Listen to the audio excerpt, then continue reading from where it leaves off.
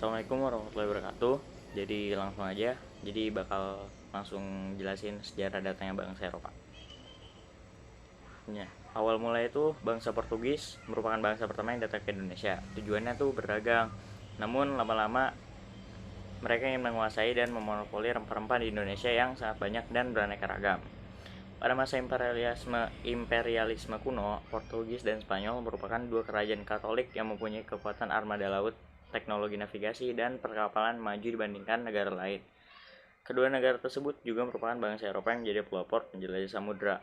Dalam pencarian itu sampailah mereka ke Asia. Awalnya kedatangan Portugis ke Malaka ini disambut baik oleh Sultan Mahmud Syah, tapi komunitas dagang internasional yang di kota itu yakinin Sultan Mahmud Syah bahwa kedatangan Portugis merupakan ancaman. Terus sama Sultan Mahmud Syah ini diperangilah mereka, terus sampai menawan beberapa orang. Portugis tiba di Malaka pada 1509.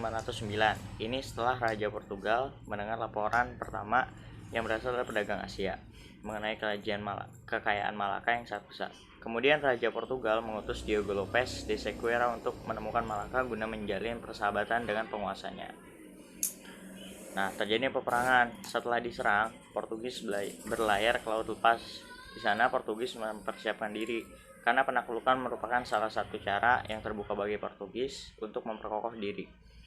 Pada April 1511, Alfonso de Albuquerque melakukan pelayaran dari Portugis menuju Malaka dengan membawa pasukan 1.200 orang dan 17 atau 18 kapal.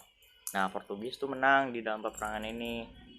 Setelah itu Portugis membuat pertahanan agar tidak diserang balik oleh orang-orang Malaka. Nah, masuk ke Indonesia. Setelah berhasil menguasai Malaka, Albuquerque memerintahkan kapal-kapal pertama datang untuk melakukan pelayaran mencari kepulauan rempah-rempah. Rombongan yang dipimpin Alfonso de Albuquerque tiba di Maluku pada 1512. Di sana, Portugis disambut baik oleh kerajaan Ternate yang sedang bertikai dengan kerajaan Tidore. Di sana Portugis diizinkan untuk membuat sebuah benteng di wilayah Ternate. Benteng tersebut diberi nama Benteng Sao Paulo. Kesempatan itu dimanfaatkan baik oleh Portugis. Selain membantu kerajaan Ternate melawan kerajaan Tidore, Portugis secara perlahan mulai memonopoli perdagangan yang ada di sana. Nah, rempah-rempah memang menjadi tujuan utama kedatangan Portugis ke wilayah Indonesia. Dengan harga beli yang murah, pastinya akan mendapatkan keuntungan yang berlimpah ketika mencapai pasar Eropa dan Amerika. Selain melakukan monopoli, Portugis juga ikut campur dalam pemerintahan dalam negeri. Portugis juga menyebarkan agama Katolik. Nah, terus unsur-unsur sejarah apa yang ada di datangnya bangsa Eropa ke Indonesia? Yang pertama, kronologis. Biasa diartikan sebagai urutan waktu kejadian. Dengan konsep berpikir kronologis, sejarah bisa memberikan gambaran utuh suatu peristiwa sesuai dengan urutan waktu kejadian. Nah, garis waktu dari datangnya Eropa ke Indonesia ini dimulai dari 1509, Portugis pertama kali datang. Terus 1511 penaklukan Malaka dengan 1200